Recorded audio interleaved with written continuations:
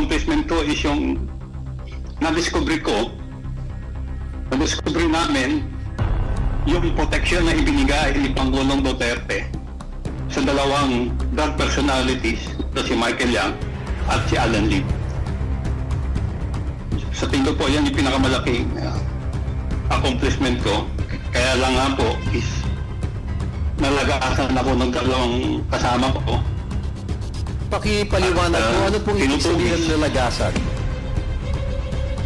Yung si Captain Perote po, dinukot sa Bacolod noong April 19, 2019.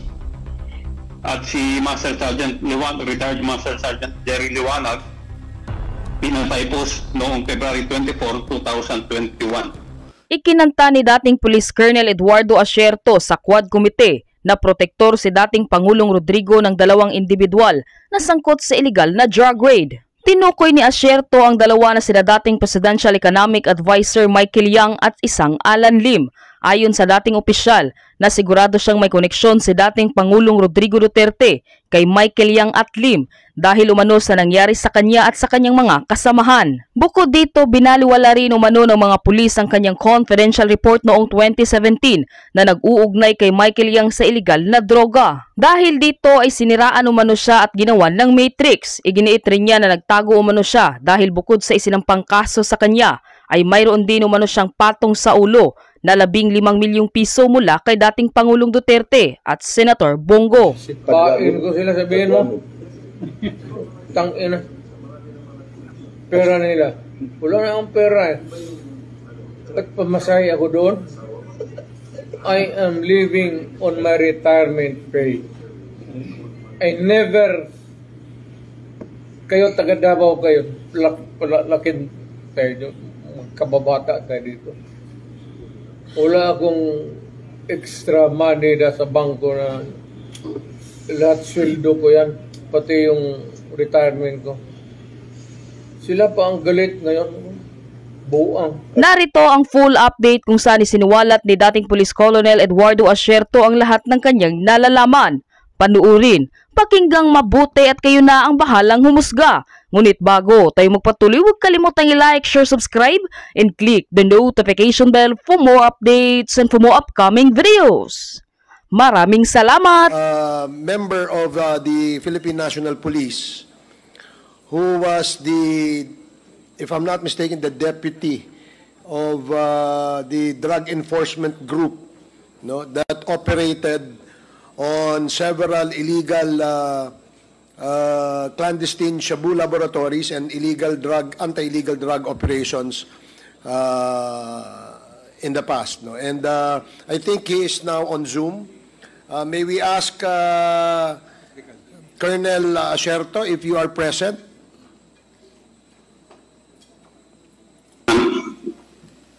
Kayo po ba'y nandiyan dyan sa... Can you hear us? Opo, narinig ko po kayo. Okay. Magandang umaga po. Magandang umaga sa iyo, Colonel. Colonel, maaaring alam nyo na po no, na ang ating topic ngayong umaga ay tungkol po sa illegal drugs. And bilang isang operatiba ng anti-illegal drugs noong kayo'y nasa Philippine National Police pa, maaari po bang bigyan nyo kami ng idea kung ano ho ba ang inyong mga operation noon na may kinalaman dito sa pagpapahinto nitong illegal drugs dito sa ating bansa? Marami po kami ginawang operation. Ang example po is yung sa Antipolo, ang una pong laboratory na nahuli na merong na actual na nagluluto at more than 1 ton o 1,000 kilos ang nakuha po doon. Meron din po kaming nakuhang laboratory sa Mandawi, Cebu. Excuse me lang po, wala ho kasi kayong video eh. Pwede bang, can we ask the technical, pwede bang may video? Yan. And kayo, nakikita niyo po ba ang komite, Colonel Asierto? Hindi po. hindi ko po nakikita. So, can you please... Pero naka-on na po ang video ko. Ayan. Can you please, technical? And before that, habang inaayos pa ho ng technical, may we ask you to take your oath, Colonel Acerto. Comsec, please administer the oath. Sumubay po ako kanina. Nag-oath ka na kanina. Sumubay po ako para save time po. Hindi po namin nakita kasi, Colonel, so pwede po ba nating ulitin nang sa ganun, may record po kami na kayo po ay sumumpa at nag-oath. Comsec, please take note. Yes, Mr. Chair. Sir, can you please raise your right hand? Do you swear to tell the truth, the whole truth, and nothing but the truth in this congressional inquiry, so help you God? Yes. Thank you, Mr. Acerto. Okay, thank sir. you, Colonel Acerto. Pwede po bang ulitin ninyo inyong report kanina? Banggitin ko lang po yung mga yung mga naalala ko mga operation namin. Una po, yung San Antipolo, na unang pagkakataon na merong nahuling actual na nagluluto sa loob ng Shabu Laboratory at sobra 1,000 kilos ng shabu ang nakuha doon. Sumunod isang Mandawi, Cebu na mga more than 16 yata na foreign nationals na nandun na mix. Meron Indonesia, Malaysia. Then yung famous na shabu Tiangge sa Pasig. At ang isa pa ay ang sa Davao, sa Domoy Davao City na nabas namin ang Shabu Laboratory doon noong 2004, December 31 po. Yun lang po yung marami pa ako kaya lang hindi ko na po maalala. Pero yun po yung mga significant na trabaho namin.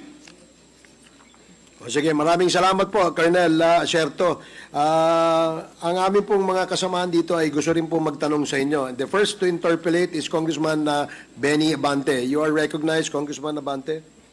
Magandang umaga sa iyo at Colonel Acerto. Magandang umaga po. Kayo po pala ay na-assign na sa iba't ibang PNP stations, ano po?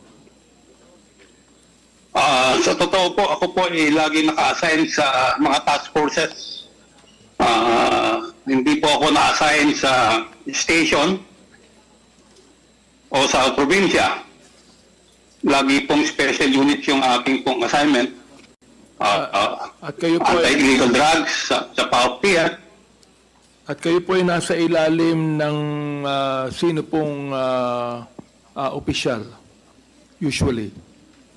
Sa isa lang po ba kayo nasa ilalim ng opisyal o ilang opisyal lang kayo po ay nasa ilalim nila?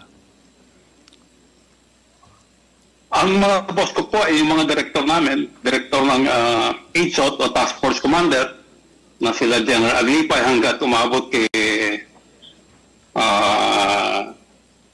General Bacalso, General Nick De Leon,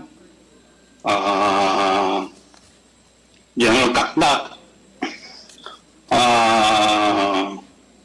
Then yung bandang huli na, ang pinakahuling boss ko po ay si Colonel Pero, si General Mijares. Yun po ang mga naging boss ko po. Alam po ba nila ang inyong involvement sa mga operasyon na ito?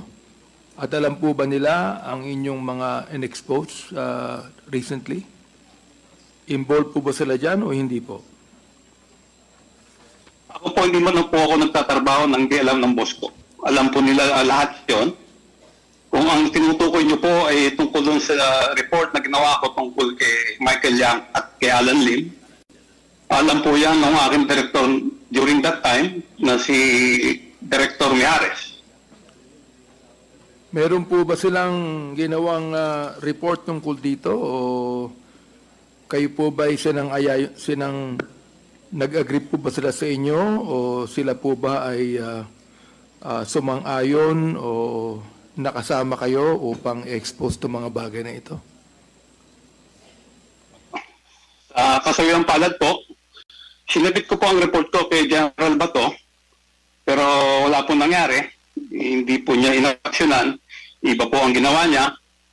Ang ginawa niya is ang kinausap niya ay si Alan Lim. Imbis na ako yung kausapin na gumawa ng report, si Alan Lim ang kinausap niya. Then, nagbigay din po ako ng report kay Director General Aquino ng PIDEA. Sa kanya naman po, in fairness po sa kanya, pinatawag niya ako, kinausap niya ako, in-explain ko sa kanya yung report ko kung paano ko nakuha, at ang sabi niya, ipapaabot niya sa Malacanang. Pero, nung pumutok na po ito, medyo nag-deny po siya na ang sabi niya is hindi niya maalala kung kanino niya binigay sa Malacanang. Nakakapagtaka naman po noon eh. Napaka-importante yung report, di alam kung kanino iniwan yung report, kanino ibinigay. Then nagbigay din po ako ng report kay General Albayalde, Chief PNP Albayalde. At nung una, dininay niya, ganun din, dininay niya nung una, pero nung sinabihan siyang mayroong litrato, medyo naalala niya. So inamin din niya, pero wala siyang ginawa. Katulad nila General Bato de la Rosa, Aaron Aquino, at Oscar Albayalde, wala silang ginawa doon sa report ko. Talagang tinabayaan nila yung report. Then, hanggang sa umabot na yung hindi nila ma-dispute yung aking report, ang ginawa nila is ako yung siniraan.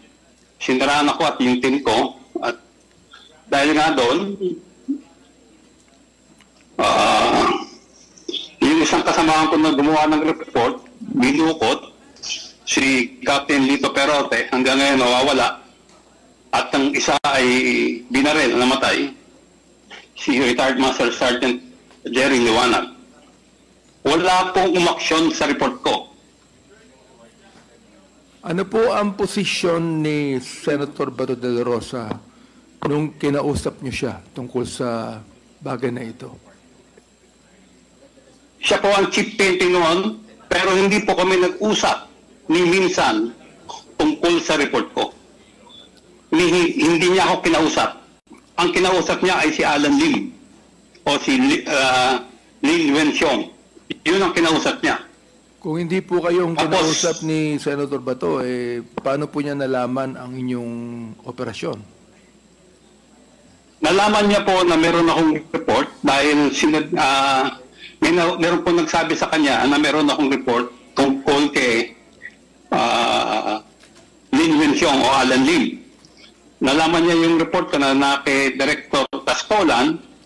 Tinawagan niya po si Director Tascolan at pinakuha niya yung report ko. Nalaman ko po ito kasi tinawagan ako ni General Tascolan. Tinatanong ako kung nag-usap kami ni Chief PNP Bato that time. Kasi bakit ba pinapakuha yung report ko? Ang sabi ko kay General Tascolan, sir, hindi po ako pinausap. Hindi ko po alam kung paano niya nalaman na meron akong report na ibinigay sa inyo. Noong pong 2017, sino po ang Director General ng Philippine National Police? Si Bato rin po ba? During that time po, siya pa po ang director. At kayo po'y gumawa ng isang Director report. General. Kayo po'y gumawa ng isang report noong 2017 na kung saan lumabas ang pangalan ng mga high profile na mga tao. Katulad ni Michael Yang at Alan Lim, na kilalang parehong malapit kay dating Pangulong Duterte. Tama ho ba ito? Opo. At actually, meron pa isang pangalan po doon, si Johnson Chua. Johnson Chua. Opo. Ito pong report na ito ay naibigay po kay Senator Bato noong panahon niya. Opo, naibigay po sa kanya. Pero wala po siyang ginawa. Ang ginawa niya po ay, ang kinausap niya si Alan Lim. Then kinausap siya ni Michael Yang. Okay. Bakit po niya kinausap si Alan Lim? Palagay niyo? Ang alam ko po is kinonfront niya si Alan Lim at umamin si Alan Lim sa kanya na siya yung nahuli sa Cavite na laboratory na ang pangalan na ginagamit niya doon ay Wenli Chen. So nga pala, kaano-ano mo si Miss Roslyn, kaano-ano mo si Alan Lim? Your Honor, hindi ko po kilala si Alan Lim. Hindi mo kilala? Hindi po. Okay. So, Colonel Asierto, yung pong Dumoy raid, kailan po nangyari ito? Dumoy raid? December 31 po, 2004. 2004. Sino po ang Opo. ang Director General ng Philippine National Police noon at that time? Si General Aglipay po. General Aglipay. Okay. Meron nga po akong isang tanong doon, no? Sino po ba ang mga taong binantayan ninyo sa inyong surveillance? Tungkol dito. Ang prominent po doon na pangalan ay si Alan C. Alan C. Opo. Nasaan na po siya ngayon? Wala na po. Nasa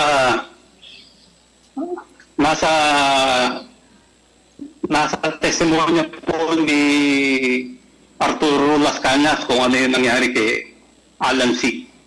Okay, Colonel Asierto, pakibanggit nyo nga po sa amin sa Quadcom kung ano ang koneksyon ni Michael Yang sa drugs at ang koneksyon ni Michael Yang sa dating Pangulo. Si Michael Yang po ay nung iniimbestigahan po namin yung sa Domoy noong 2004, si Michael Yang po ay hindi namin nakikita. Kasi po ang participation niya ay nagsimula o yung aming surveillance is nagsimula noong October 2004. Pero ang participation ni Michael Yang, base doon sa impormasyon na nakuha namin, is nagsimula siya noong August. Ang participation niya is siya yung tumanggap ng dalawang 40-footer container van na naglalaman ng mga saring-saring gamit ng mga chemicals at equipment at mga ibang produkto na ginamit sa pagtatayo ng laboratory sa Domoy at yung doon sa nahuli sa Cagayan de Oro. Yun ang participation ni Michael Yang sa Domoy. So, August siya nag-participate, pero during our surveillance ng October hanggang mabas namin noong December 31, hindi namin siya nakita. Si Michael Yang po ay una kong natanggap ang information sa kanya noong April 2016, campaign period. Ito po ay ipinakita sa akin ng litrato na magkatabi si Michael Yang, si then presidential candidate Rodrigo Roa Duterte at si Bongo na nasa loob ng isang pribadong eroplano.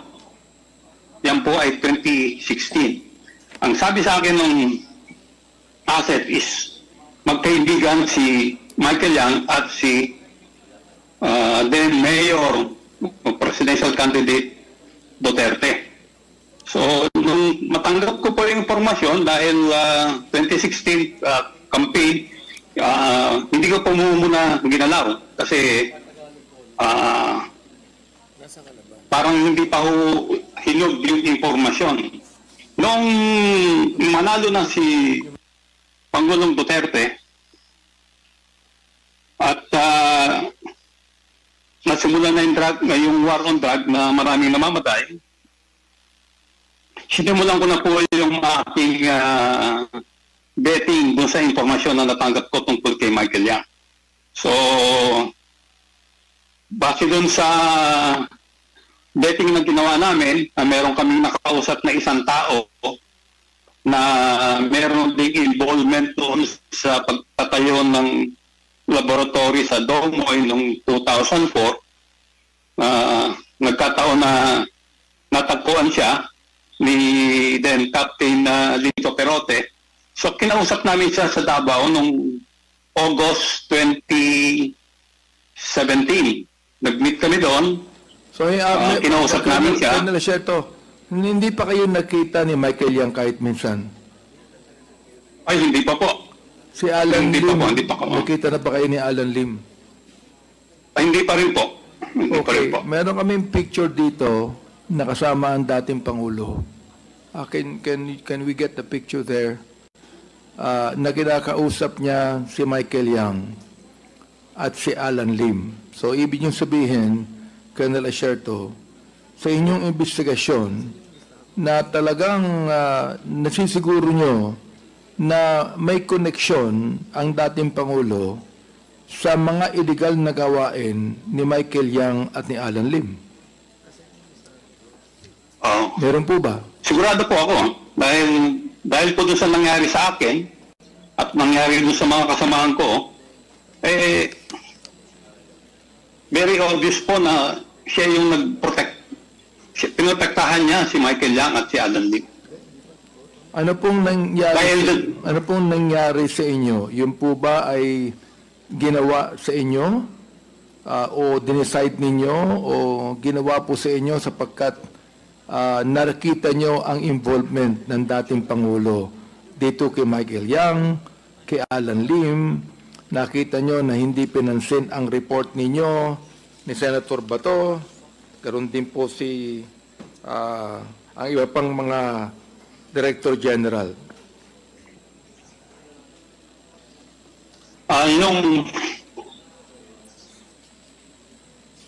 parang lumabas po kasi nung hindi nila ma-dispute yung aking report kasi supported naman po ng mga dokumento.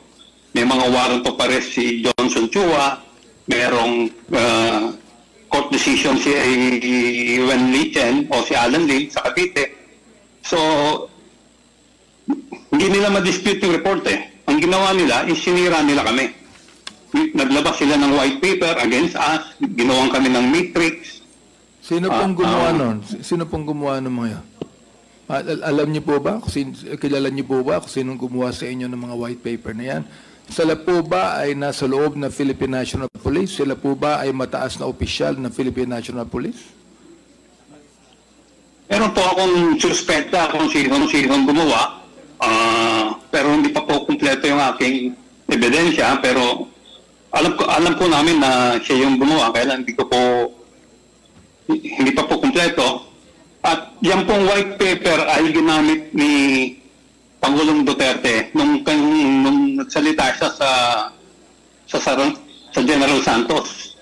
Yung papel na winawagayway niya na sinasabing kung ano-ano tungkol sa amin, na ako raw nag-smuggle ng AK-47, nagbigay daw ako ng baril ng AK-47 sa NPA, nakikinap daw kami ng mga Chinese at pinapatubos, at kung ano-ano pang mga pati yung pagpatay sa Koreano, ibinintang sa amin.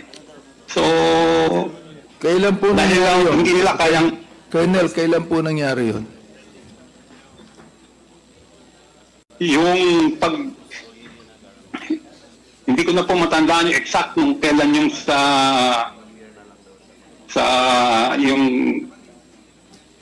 yung kanyang public sa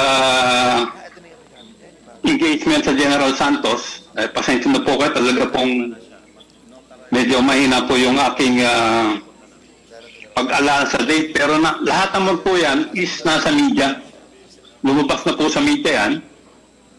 So, lahat po itong sinasabi ko ay nangyari, mabe-verify po sa media.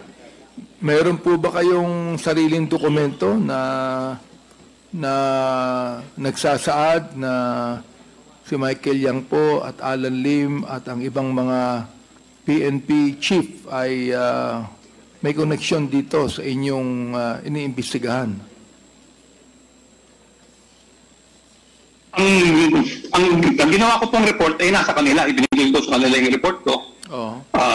Kung wala ko kayong kopya ang komite, kung wala ko kayong kopya, pwede po ako magbigay sa inyo ng electronic copy. Mr. Chairman, do we have a copy of that? Comsec, do we have a copy of the document from Colonel Asierto? There were submissions in the past, sir. We have to check if... Just in case lang na nawa na yung kopya, can we ask another copy from you, Colonel Acerto? Opo, ipadala ko na lang po. Lahat po ng dokumento na meron ako, pati mga notes, mga pictures, mga passport picture ni Alan Lim o ni Lin Yuan-Xiong, ipadala ko po sa inyo. So, Colonel Acerto, of course, alam nyo na under oath po kayo. So, lahat po ng inyong mga sinabit, mga binanggit ngayong araw na ito sa aming Quadcom ay puros katotohanan po lamang. Opo, Wala pong halong katotohanan po ba ito? Ang pangalawang tanong, wala bang halong politiko ito? Ang pangatlong tanong, masama ba ang loob nyo sa dating Pangulo o sa mga Director General, kaya kayo nagsasabi ng ganito ngayon? Pakisagot po. Sobrang aling na taon na po kung lumalaban sa katotohanan. Kung ang aking report ay hindi totoo, ay madali po na lang itong i-discredit. Pwede nila kagad i-present si Alan Lim o si Michael Yang. Si Michael Yang meron siyang tattoo sa likod. Ang alias niya is Dragon. Kasi meron siyang tattoo sa Dragon. Lahat po yan nasa report ko. Mayroon pong tattoo Kung sa ako po likod si Michael Yang. Opo, sa likod. Oo. Alias Dragon po ang tawag sa kanya. Akala ko ba hindi pa kayo nakita ng Michael Yang? Paano nyo nalaman na meron siyang tattoo sa likod? Sino nagsabi sa inyo na meron siyang tattoo sa likod? Yun po yung binanggit nung confidential informant na nung ipinakita ko po yung mga pictures, yung iba-ibang pictures ng mga Chinese o iba-ibang photos. Tinuro niya po yung picture ni Michael Yang. Pero ang tawag niya, yan po si Dragon. Sabi niya, bakit Dragon? Sabi ko sa kanya, bakit Dragon? Kasi meron po siyang tattoo sa likod ng Dragon. Pwede niyo bang sabihin sa akin kung sino po yung informant na yon? Nandun po yan sa report ko. Nasa report ninyo? Opo, nasa report ko po yun. Kung pwede po, pakibigay po sa amin lahat ng mga dokumento para makita po namin ito. Yan.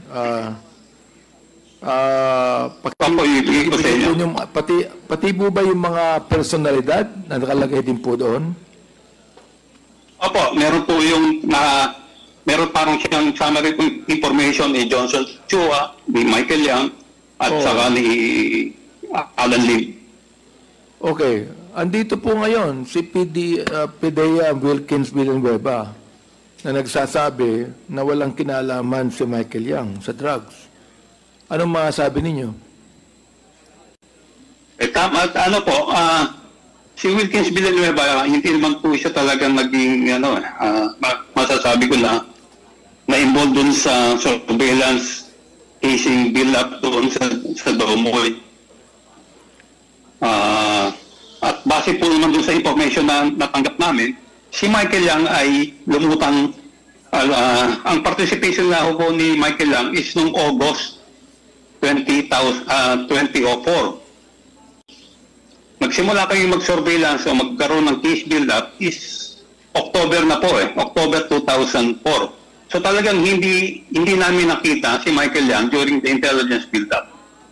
Paano nyo Tapos yung sinasabi rin ni Wilkins dun sa press call nila sa Malacanang dati, na daw pong picture ni Alan Lim, nung mugshot niya, saka yung present picture ni Alan Lim ay malayo. Ang tanong ko po sa kanya is, siya ho ba eksperto sa photograph analysis? Napakadali lang naman pong malaman kung totoong iisang tao yan Fingerprint lang po. Fingerprint. Colonel Acerto, andito po si Pidea Wilkins Villanueva. Pidea Wilkins, can you say something about this? Pagkat iyong sinabi na walang kinalaman si Michael Yang sa drugs. So, will you please answer this? Yes, Mr. Chair. Yung Dumoy Clandestine Laboratory actually started October of 2004.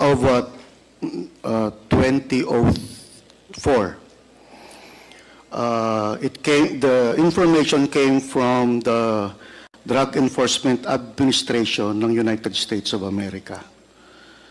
Yun ang start po nun. Tapos the information was passed on me ng PDEA Intelligence and Investigation Service. I was the regional director of PDEA Regional Office 11 during that time. So ang information, before kami, gusto ko lang, Mr. Chair, na Mr. ikwento. Villanueva, Yes. do you know Colonel Asierto Yes, personally? Mr. Chair. Okay. Kasi sometime October, first week of October actually, nag-meeting po kami nito sa EDSOT ni Colonel Asierto. Kaibigan ko po ito, sir. Yes. Mista ko po ito, sir, si Colonel Asierto. Okay. So during that time, Classmate kayo? na-turn back lang siya, Mr. Chair. Okay. So graduate ako ahead of him. During that time, Mr. Chair, nagkaka-editan ang PDEA at ang EDSOT. Kasi ganunan eh. That was the first, yun yung unang, ng PDEA at EDSOT. So, Yun ang problema nyo eh, nagpapagalingan kayo. yes, during that time. Oo. Kaya nga, since mista ko, sir, Sana wala nang pagalingan ngayon. ay, nung time ko, Mr. Chair, wala nang ganun eh. Oo. Nung 2020, wala nang Hindi ko tumating na, sir, makalimutan ako. yung nangyari doon sa Quezon City. Yes, sir. O, can you imagine? Pare-pareho kayong law enforcers. Kayo nagbabarilan. Yes, Your Honor. Oh. So what happened, case conference kami ni Colonel Asierto. Nasabi niya, may nahagip siyang personality Aha. na papuntang Davao. But naputol doon, Mr. Chair.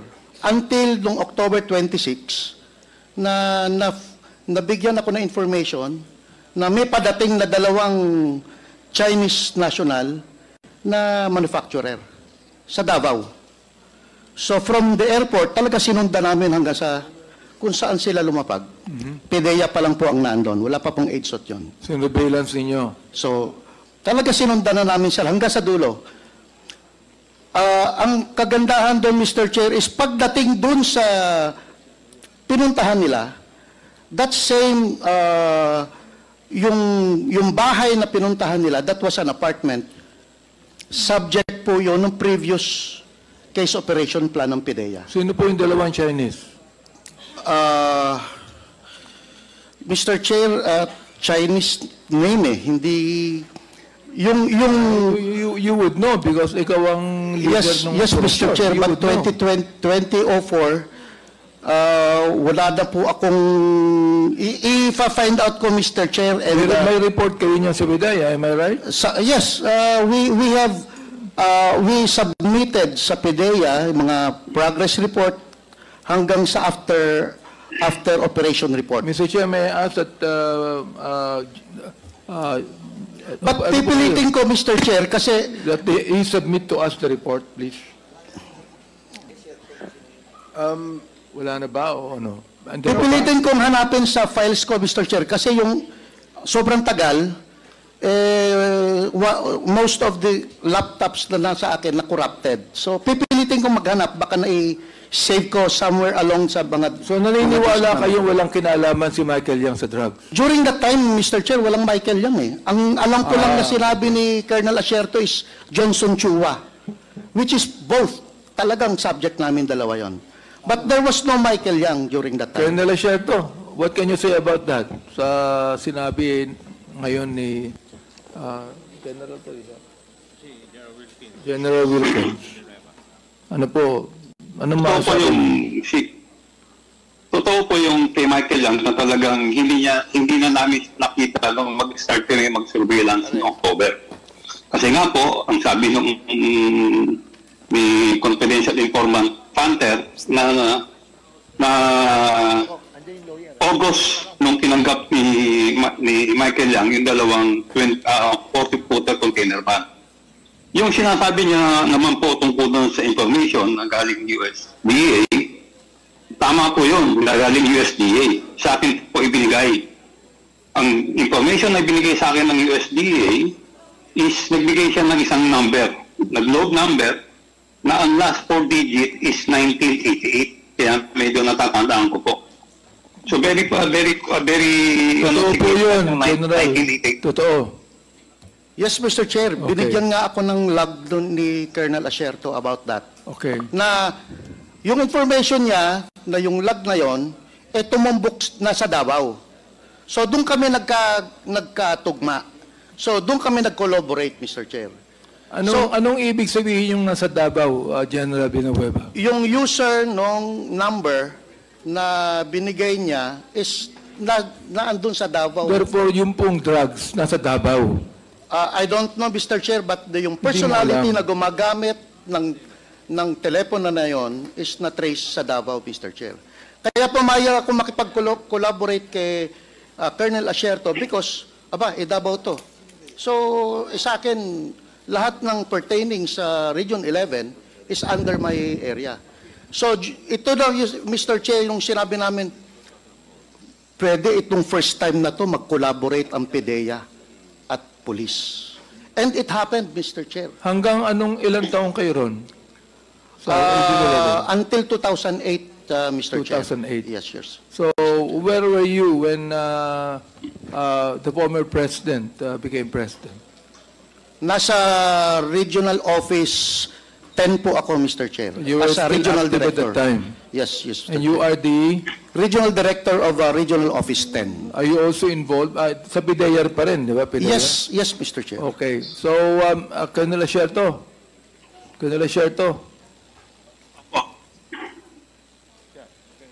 Colonel Asierto. Ano po yun? Opo. General Villanueva attested and agreed with you on on what you said. So, can you continue on? Ano sa mga sabi niyo? Opo. Tungkol naman po dun sa mga binigyan ko ng report, siguro po natural na sumama ang loob ko kasi sila po yung aking mga immediate upper class sa PMA.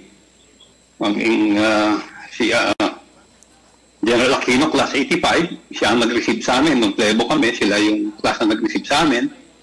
Tapos ang mga squad leader namin, 86. Yung class nila General Bato. Colonel Asierto, merong nabanggit si General Villanueva na dalawang Chinese na hinabol nila sa Davao. Hindi niya maalala yung mga pangalan. Kayo po ba naalala niyo yung pangalan, Colonel Asierto? Yung dalawang Chinese na yan? Hindi ko po alam yung sinasabi niyang Chinese, pero ang target po namin dyan, yung nagpunta kami sa Davao, is si Alan C na yung gumagamit ng number ng 1988. Sino pong Alan? Alan Lim? Alan C po. Alan C. Okay. So, Opo. ilang taon na po silang involved sa drugs sa pagkakaalam ninyo? Hindi ko po maibigay yung exact na taon kasi nung ma-receive namin yung information na yun,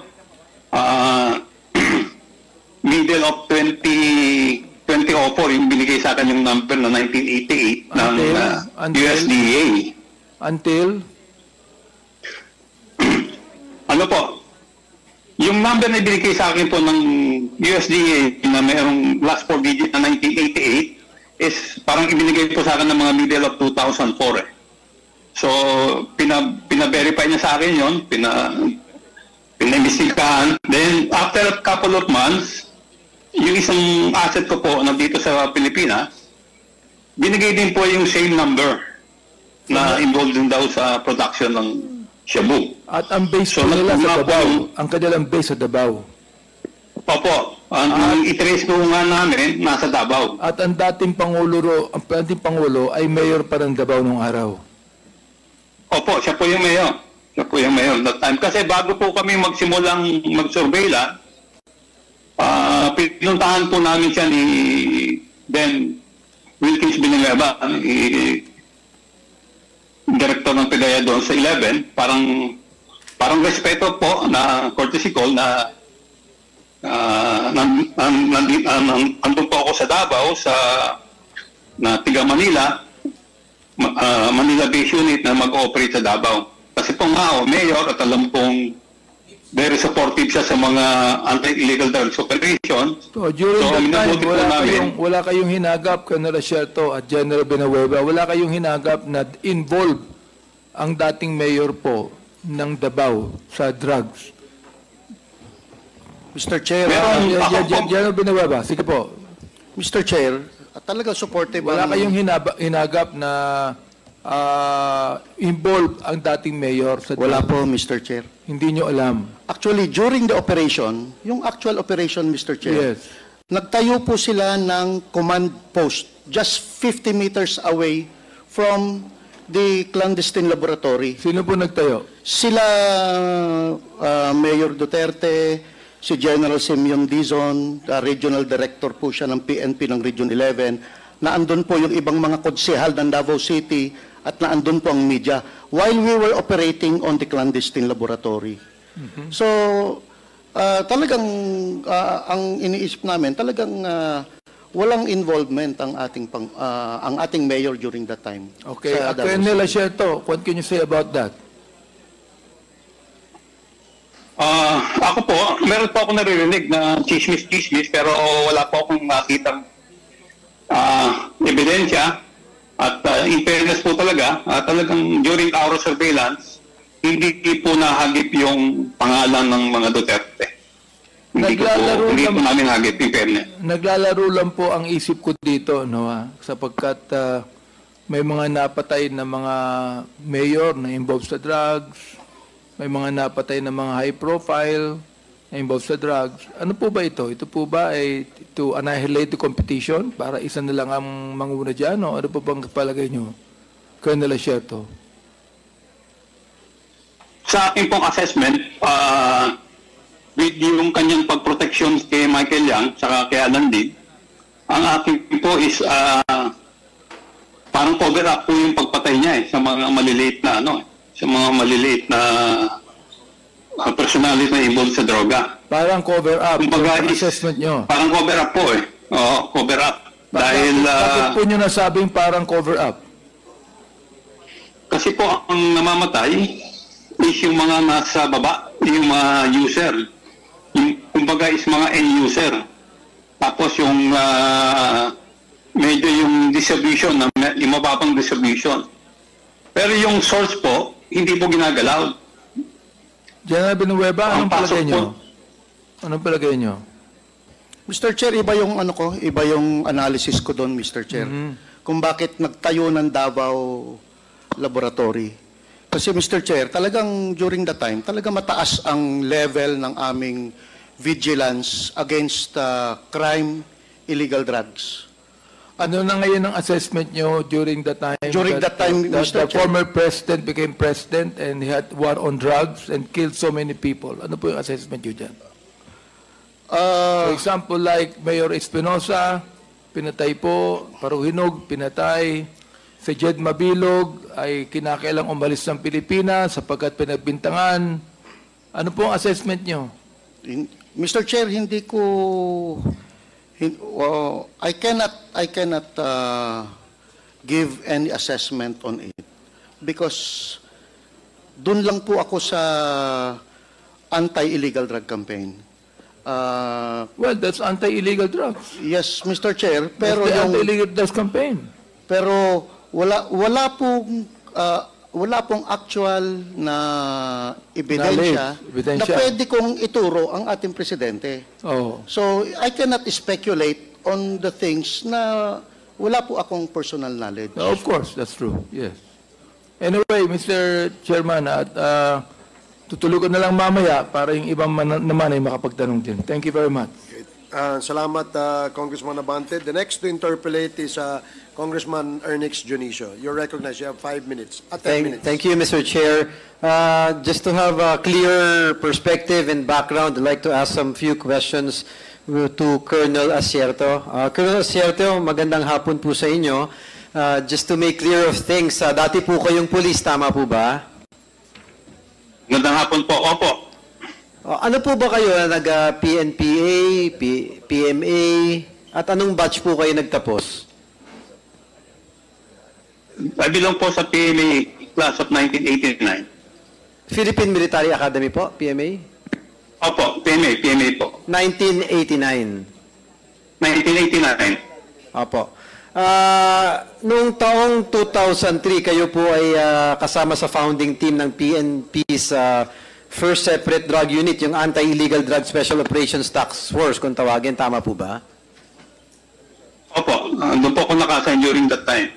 Ano po yung naging katungkulan nyo dun sa task force na yon? Isa po ako sa mga unit chief. Ang hawak ko po yung Special Operation Unit 3. Specifically for drug eradication po, no? Tama po. Opo, ang ano po namin, ang focus po namin is yung high value targets, yung mga foreign nationals. Na-involve sa illegal na droga. Opo. Noong taong 2015 naman po, ang task force nag-expand siya eh. Naging Illegal Drugs Group, AIDG. Tama po? Opo, transition po siya. At kayo naging bahagi rin nun. Party rin po kayo nun. Naging parte rin po ako. Eventually, naging PNP Drug Enforcement Group o DEG. Kayo naging bahagi rin po nun. Tama po? Opo. Naging deputy po ako nung i-organize po yung Drug Enforcement Group. Ako po yung in-appoint na ni Chief PNP Bato de la Rosa at that time na maging deputy for administration. Yeah, I can see, Colonel Asierto, that you have a wide experience in the anti-illegal drug campaign, being part of multiple groups that is specifically tasked to eradicate illegal drugs. Kung susumahin po ang inyong karanasan bilang isang anti-drug operative, gaano po kahaba ang naging karanasan ninyo? Siguro po mga almost 2 decades po. Sa haba po nung karanasan ninyo, naging matagumpay naman po sa pananaw ninyo ang mga operasyon na nagawa nyo laban sa illegal na droga? Opo, masasabi ko pong naging epektibo yung aming unit, yung SOU-3, at marami po kami nakuha awards. Almost yearly kami ang nakakuha ng awards, yung mga tauhan ko. At very close po ako sa mga foreign counterparts. Sa maiksing pananalita po, very briefly, choosing a few of your major accomplishments, partly that has been mentioned earlier or not, pakibahagi nga po sa committee ito yung pinaka malaking accomplishment nyo sa paglaban sa illegal na droga. Siguro po yung pinakamalaking accomplishment ko is yung na-discover namin yung protection na ibinigay ni Pangulong Duterte sa dalawang drug personalities na si Michael Yang at si Alan Lim. Sa tingin ko po, yan yung pinakamalaking accomplishment ko. Kaya lang nga po is nalagasan ako ng dalawang kasama ko. Pakipaliwanag po, ano pong ibig sabihin ng nalagasan?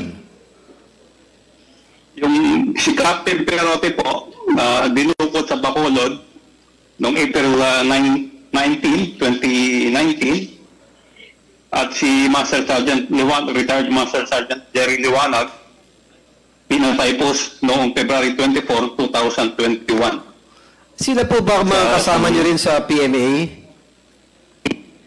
Hindi po, mga tauhan ko po sila sa sa SOU-3. From the ranks po sila. Sa anti-drug operation unit nyo rin po? Opo. First time ko pong narinig yung nangyari na yan. Ano po ba ang, sa tingin nyo, bakit po ba o sino po ba ang may kagagawan ng pagkamatay ng inyong mga kasamahan sa anti-illegal drug campaign? Wala pong iba kundi yung dating Pangulong Duterte. Dahil gusto nila kaming patahimikin dahil doon sa na-discover namin na involvement ni Michael Yang saka ni Alan Lim. Ito rin po ba yung dahilan kung bakit wala po Sige po, pakituloy po. Pasensya na po. Ano po yung tanong? Ito rin po ba yung dahilan kung bakit wala kayo rito ngayon at kayo po ay natatakot para sa inyong kaligtasan at buhay? Actually, kinasawan po nila ako eh. Meron po akong warrant of arrest kaya nagtatago ako at meron po nakapatong sa akin na 10 o 15 million para po mapatay nila ako. Noong taong 2017 bilang isang illegal anti-drug operative, kayo po ay nagsubmit ng isang confidential report that was earlier touched by Congressman Benny Abante, a confidential report linking a high-profile personality sa illegal na drugs. Gaya ng nabanggit kanina, ito ay si Michael Yang, Alan Lim, tama po ba yon? Opo, at si Johnson Chua po. Kasama po siya, okay. Ano po yung posisyon ninyo nung ginawa ninyo yung particular na report na ito involving the personalities of Michael Yang, Alan Lim?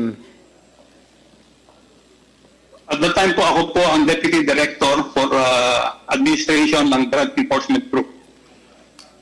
Base po sa report na ito na isinumiti ninyo at nagawa ninyo na inihanda ninyo sa sarili ninyo, paano nyo masasabi na involved si Michael Yang sa illegal na drug trade?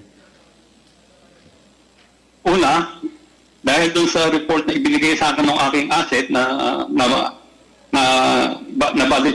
validate namin, then yung connection niya kay Johnson Chua at kay Alan Lim.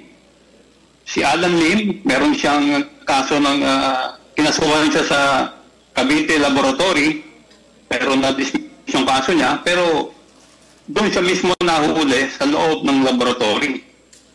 Si Johnson Chua, meron siyang standing warrant of arrest sa na-inisyo ng Cagayan de Oro RTC at sa Parañaque RTC.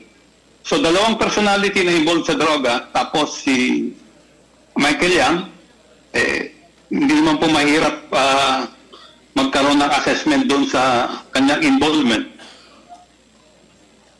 So it is safe to say na gaya ng nabanggit po ninyo na without a doubt they are involved sa personal assessment nyo as a professional and well-experienced operative of anti-illegal drugs. Opo, ako po ay 100% na yan si Alan Lim at si Lim Wenxiong ay isang tao lang po yan. At verified nyo po lahat ito sa inyong karanasan? Kindly wrap up, Congressman. Yes, Mr. Chair, just a few more questions. Kasama po yan doon sa meron pong yung report ko po ay may mga attachment. Opo, bilang huling tanong na lang po, gusto ko lang ibigyan ng emphasis dahil nalito ako doon sa tanong. Kanino niyo po sinabit yung confidential report na ginawa niyo noong 2017? Ang munang binigyan ko po ng report ay si Director Cascolan na ipinakuha ni then Chief PNP Bato de la Rosa at nagbigay din po ako ng report kay Director General Aquino ng PIDEA at nung maupo si Chief PNP Oscar Albayalde, binigyan ko rin po siya ng report. Ano po nangyari sa report? Wala po nangyari. Ako po ang binaligtad kung ano pong ibinintang sa akin at dininay nila yung mga report. Thank you, Your Honor. Just one manifestation. Considering the profile of the personalities involved na nire-report po sa atin ni Colonel, this humble representation hopes that a thorough investigation be conducted. Hindi biro po yung mga nalalaman nating impormasyon ngayon eh. These allegations, if these allegations are true, then we should be alarmed and drastic measures be implemented. We need laws to protect people like ang ating colonel ngayon na nagbibigay na impormasyon na to. In the end, we wouldn't want drug syndicates to be able to penetrate the higher echelon of our government. Ang mga tao na kumita o nagpayaman kapalit ang buhay at na malulong sa masamang bisyo ng illegal na droga at sugal ang lipunan natin has no place in government. And at the same time, it should be really eradicated. That's why I thank the Quadcom. We will make laws and find ways to prevent these people who are involved in illegal drugs and illegal gambling to put a stop to them and not enter the government. Maraming salamat, Your Honor. Thank you, Congressman Junicio. The next to interpolate is Congressman Lord Dansuman. You have 10 minutes.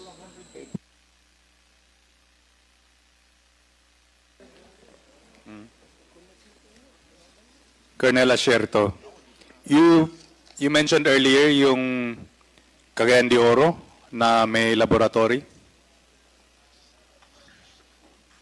Opo, meron po. Anong year po yun?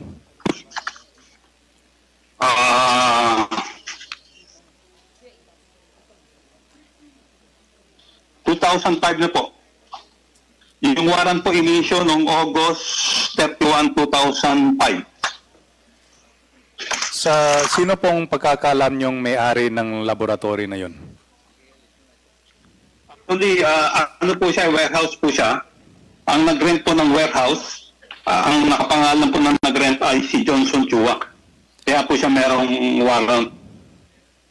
Si Johnson Chua po ba ay related or meron silang relation with Michael Yang? I believe po, meron silang relation kasi si Johnson Chua po ang nag-finance o may-ari ng Domoy Clandestine Laboratory. Tapos may connection din po yung Dumoy Lab tsaka si Michael Yang. Opo. Would it be possible na may connection din yung Cagayan de Oro Lab with the brother of Michael Yang, Mr. Tony Yang? Hindi po malayo. Hindi po malayo. So it's possible? Highly possible po. Highly Kasi possible. po ang report po sa akin noon, yan si Antonio Maisa Doming, ang kanya pong linya is smuggling ng sibuyas, bigas at mga bawang, agri-products. So Matagal na siya sa smuggling and it's also possible na kasama siya doon sa laboratory in Cagayan de Oro City. Highly possible po. Okay. On to another point. Colonel Asierto, medyo katakataka po na hindi nabigyan ng pansin yung report nyo. Dahil doon sa panahon ni former President Pangulong Duterte, supposedly may active tayo na hinahanap ng mga taong involved sa drugs. Tama po ba? Opo, nakakalungkot po talaga. Tapos, in relation po dito, can you confirm kung may talagang listahan yung mga taong suspected na pushers at drug lords? May listahan? Kung sinasabi niyo po yung Duterte drug list, meron po talaga. Alam niyo po ba kung itong listahan na ito, may mga drug lords ba talaga or mga users lang or mga small time? Karamihan po doon, mga small time lang po na at doon sa mga distribution sa sila lang po yung kumbaga is parang nag-retail tapos yung maliliit na amount na ang nandun at yung listahan po kasi yun unvalidated. Unang ilabas yun kumbaga kahit sino na lang kung sinong nandun kahit yung patay na nandun pa Okay. Kanino pala nanggaling tong listahan na to? Galing po yan sa Davao. Davao? Anong ibig sabihin po na galing sa Davao? Galing po sa grupo ni Pangulong Duterte. Okay. May alam rin po ba kayo kung paano na-verify yung nasa lista? Is there any verification? Alam niyo po yung validation nangyari na lang po nung huli na Nung una pong ilabas yan, marami pong mga taong gusto magpa-clear. Nagpupunta sa opisina para i-clear yung pangalan nila. Kaya lang po yung mga PNP units, at that time, magdadalawang isip paano na i-clear yung pangalan ng tao na nasa listahan. Yung listahan galing ng Malacanang. Okay. Ano pong nangyayari sa mga taong napupunta sa listahan na ito? Ano po ba yung order ng kapulisan regarding those on the list? Ang iba po namatay. Karamihan po ay ano doon, marami po doon mga namatay na po, na neutralize. Yun po yung word nila. Neutralize means kill. Opo, opo. Marami din pong nag-testimony dito po sa Quad Committee na may sinasabing may reward system po sa war on drugs na ito. Do you have any personal knowledge regarding this reward system?